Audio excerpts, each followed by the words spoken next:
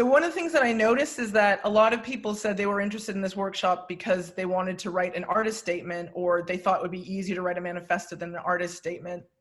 And for me, they're two very different things. But when we get to writing our manifestos, you are welcome to write an artist statement instead if that's what's more useful for you, or that's what comes out.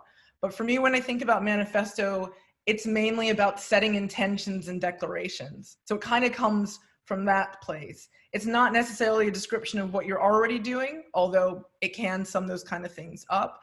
It's more intentions that you want to put forward in the work, or it's kind of a declaration of what you think your work is doing, ideally.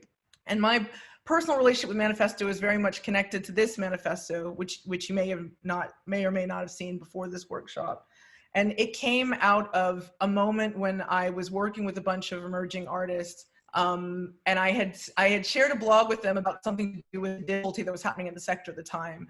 I'd shared it with them because I wanted it to mobilize them, and instead it made them really despondent and really anxious about the careers they were going into. So I wanted to give them hope, and I started to think about all of the things that I had learned in my practice, but also I had just been interviewing artists all around this country for the show that I made called Show Me the Money, which was looking at how artists in the UK survive or try to making their work. And the manifesto that's on the screen right now is a summary of all my favorite bits of advice that I got from these 44 artists who are at different stages of their career.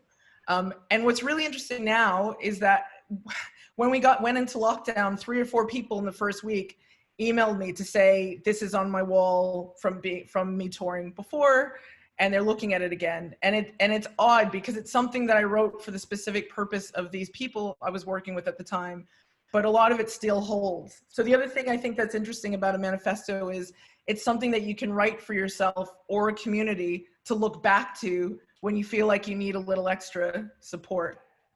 Okay, great.